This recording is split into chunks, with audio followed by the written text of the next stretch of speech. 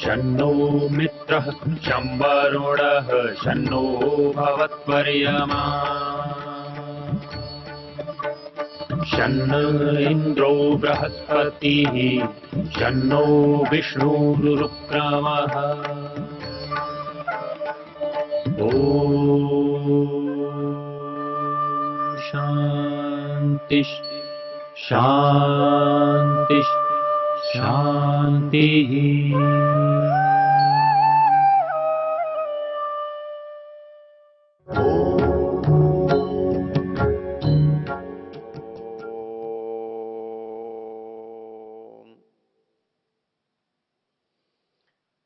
कौन व्यक्ति साध्य हैं, कौन व्यक्ति देव हैं, कौन व्यक्ति ऋषि हैं, जब इस पर हम विचार करते हैं तो इस मंत्र में उन्होंने कहा है, वेद मंत्र में कहा गया है, तेन देवा अयजंत साध्या ऋषयश्चये।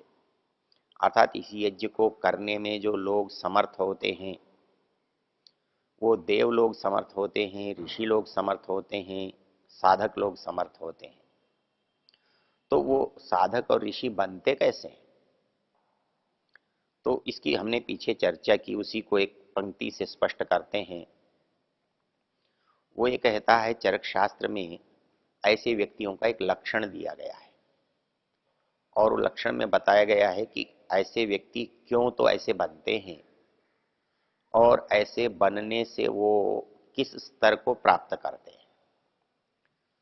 वो ये कहते हैं कि जो ये तीन गुण हैं, सत्व रज तम, वो जो अपने ज्ञान से, अपने बल से जो इनको दो गुणों को पीछे धकेल देते हैं, समाप्त कर देते हैं, वो कहते हैं ये ज्ञान बले नहीं, ज्ञान के बल से और तप के बल से, मतलब इनको हटाया जा सकता है, इनको कम किया जा सकता है।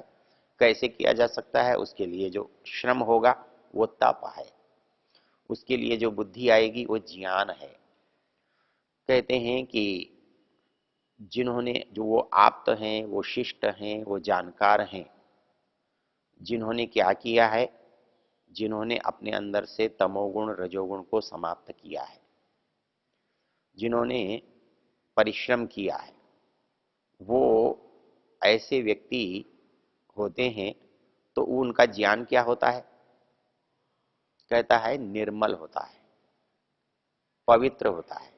क्योंकि अपवित्रता का जो अवसर आया हमारे अंदर वो तमोगुण के कारण आता है, वो रजोगुण के कारण आता है। वो इसलिए जिन्होंने अपने ज्ञान और बल से रजोगुण और तमोगुण को समाप्त कर दिया है।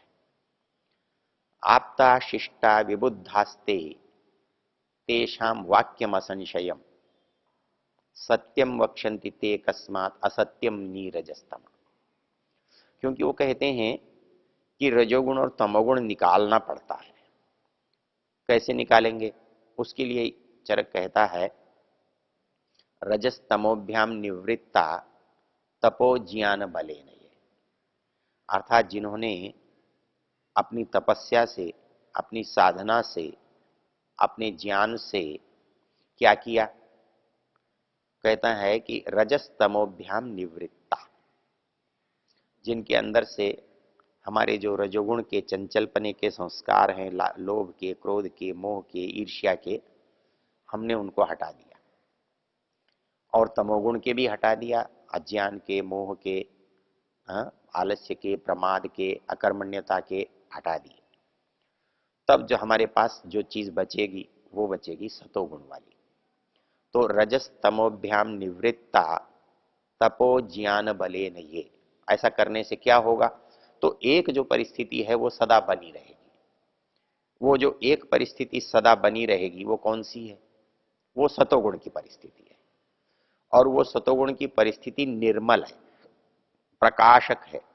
अर्थात जैसे सूर्य का प्रकाश है, उसमें धूल नहीं है, धुआं नहीं है, बादल नहीं है, छाया नहीं है, सहज स्पष्ट है, वैसे ही जब सतोगुण प्रबल होता है तो हमारे अंदर प्रकाश की स्थिति होती है। रजस्तमोभ्याम निवृत्ता तपो ज्ञान बले, जिनके तपस्या के ज्ञान के बल से वो सब मलिनताएं दूर हट गई हैं। तेषाम त्रैकालम अमलम ज्ञानम अव्याहतम सदा। तो उनका ज्ञान जो है वो सतोगुण की परिस्थिति में होता है। ज्ञान स्वयं में सतोगुण है, तो वो जो ज्ञान है वो अमलम, मल रहित होता है। और अमलम एक समय में नहीं होता, थोड़ी देर के लिए नहीं होता।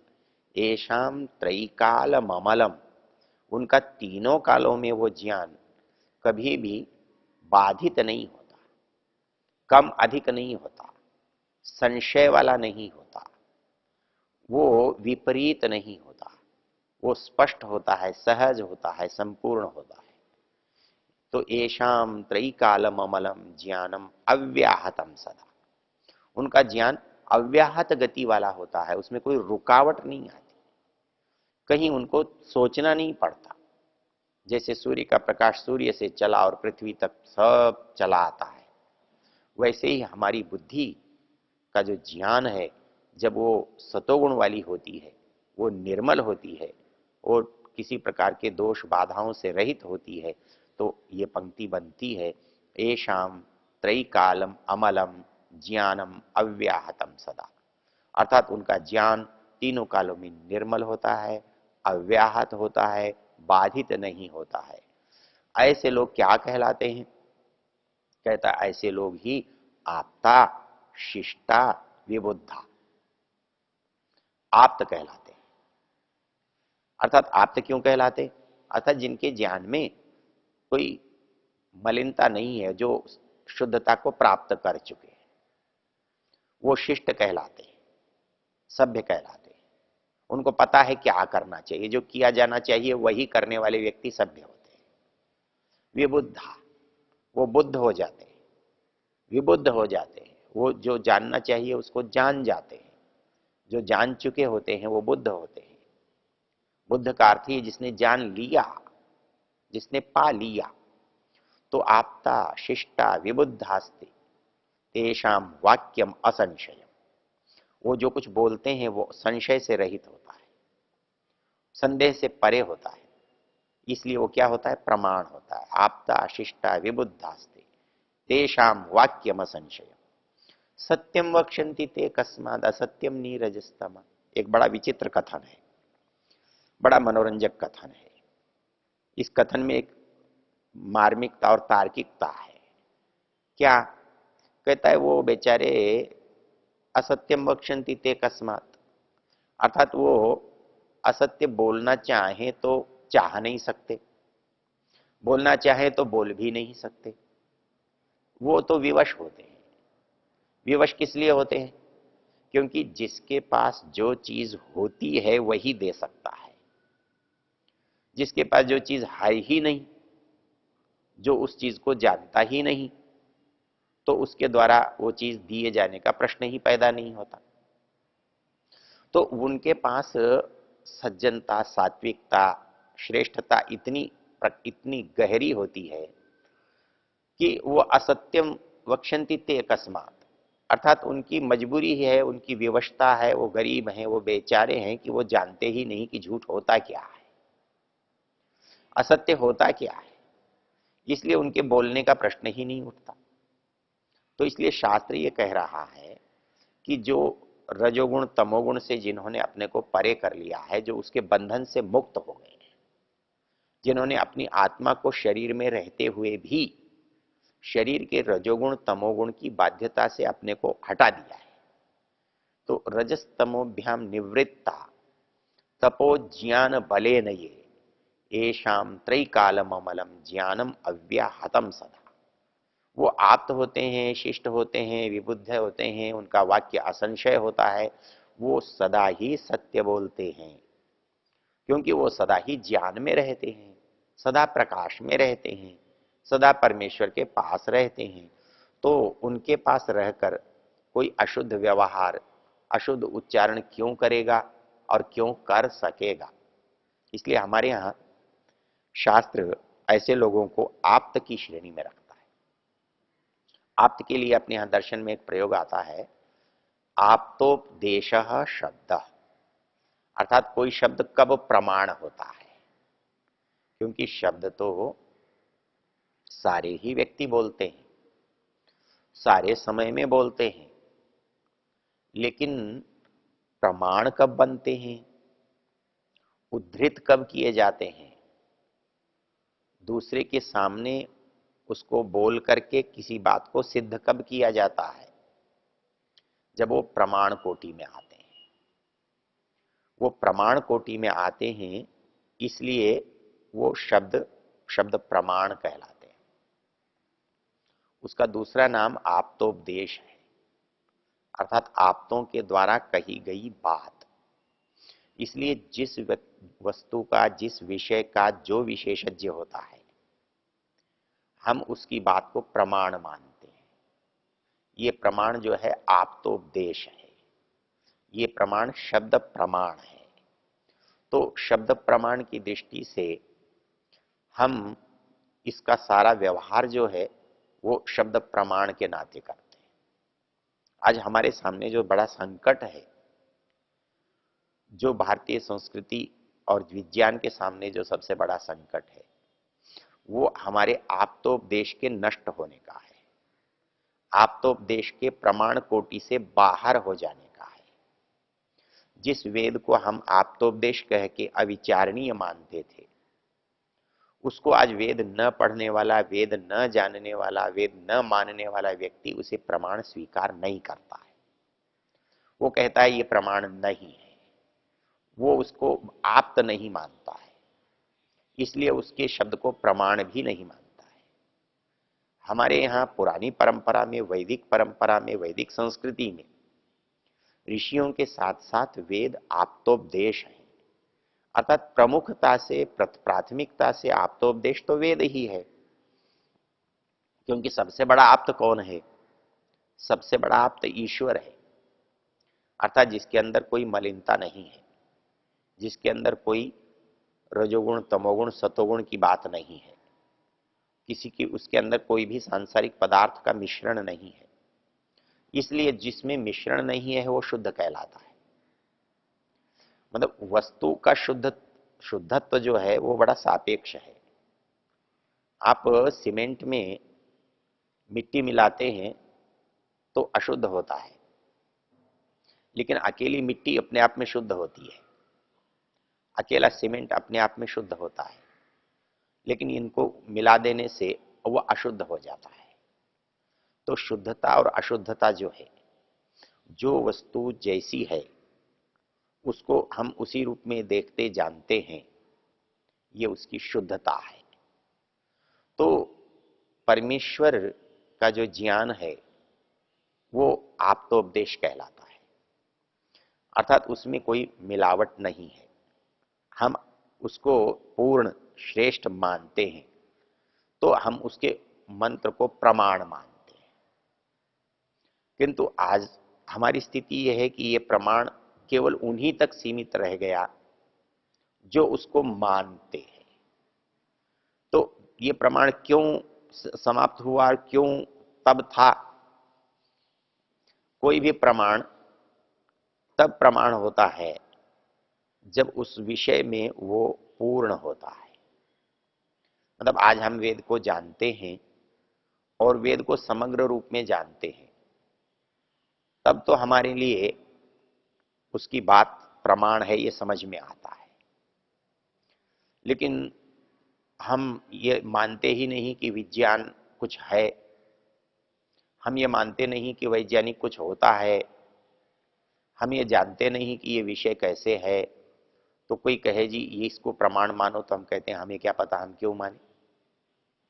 तो हमें पता ही नहीं है, तो हम उसे स्वीकार करने के लिए तैयार नहीं होते।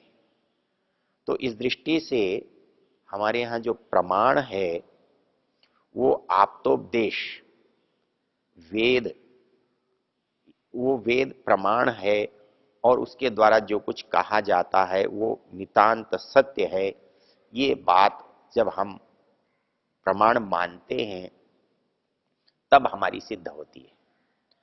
किंतु वर्तमान में सारा जो वैदिक साहित्य है, जो सारा शास्त्र है, वो आप्तोपदेश कोटि में उन्हीं के लिए रह गया है जो इसकी परंपरा में है, और जो बाकी लोग हैं वो इसको आप्तोपदेश नहीं मानते हैं या शब्द प्रमाण नहीं मानते हैं।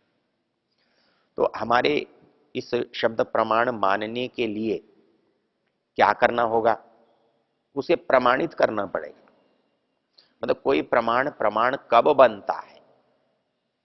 जब समाज में अनेक बार वैसा होता हुआ देखा जाता है, हम उस चीज को समाज में नियम के रूप में देखते हैं। जब भी वैसा करते हैं तो परिणाम वैसा ही मिलता है। जैसा एक बार मिलता है वैसा 100 बार मिलता है, और वैसा ही प्रमाण यदि 1000 बार मिलता है तो ये बात प्रामाणिक कहलाती है। इस बात को कहना प्रमाण कहलाता है, क्योंकि कोई भी उसको कहीं भी जांच सकता है, देख सकता है। तो इस दृष्टि से हम उनको बार बार जांचें, परखें, परीक्षण करें, तब वो वस्तु हमारे लिए प्रमाण बन सकती है। हम उसे प्रमाण के रूप में प्रस्तुत कर सकते हैं। क्योंकि जानने का जो साधन है उनमें शब्द प्रमाण बहुत मुख्य है। उसके बिना हमारी ज्ञान की यात्रा चलती नहीं है। हमारा जो सबसे छोटे से छोटा प्रयास है वो भी शब्द प्रमाण पर निर्भर करता है। हमने जिस चीज को देखा नहीं है, जाना नहीं है, लेकिन हम अपने पिता के कहने से, अपने गुरु के कहने से, अपने मित्र के कहने से मान लेते हैं और उसके लिए वैसा कर देते हैं। यहां से हमारे प्रमाण की यात्रा शुरू होती है। क्योंकि उसके बिना जीवन का कोई भी कार्य चलता नहीं है, सफल नहीं होता है। इसलिए हमारे यहाँ शब्द प्रमाण को माना गया है और इस शब्द प्रमाण को स्थापित करने की आवश्यकता है। तो इस मंत्र में शब्द प्रमाण से, अर्थात आप्त लोगों के कहने से, आप्त प्रकार से उस यज्ञ को करने की बात कही गई है। हम मूल रूप में देख लेते हैं कि इस मानस यज्ञ में उस यज्ञ पुरुष को यज्ञ के द्वारा प्राप्त करते हैं, और प्राप्त करने के लिए देवत्व, साध्यत्व, ऋषित्व हमारे अंदर आना चाहिए। इनसे ही हम उस मानस यज्ञ को पूर्ण कर सकते हैं, और उस मानस यज्ञ को पूर्ण करके यज्ञ रूप उस परमेश्वर को, उस परमात्मा को, उस वेद के प्रदाता को, रचयिता को जान सकते हैं, मान सकते हैं। तो इसलिए इस पूरे वेद के प्रकरण में इस मंत्र के माध्यम से हम उसको कैसे जान सकते हैं, इसका एक सहज उपाय बताया है।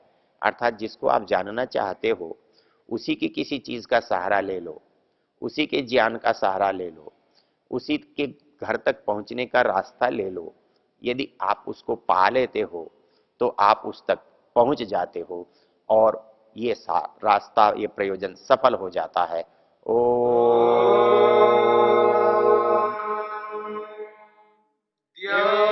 शांतिरंतरिक्षं शांति पृथिवी शांतिरापः शांतिरोषधयः शांतिः वनस्पतयः शांतिर्विश्वे देवा शांतिर्ब्रह्म शांति सर्वं शांति शांतिरेव।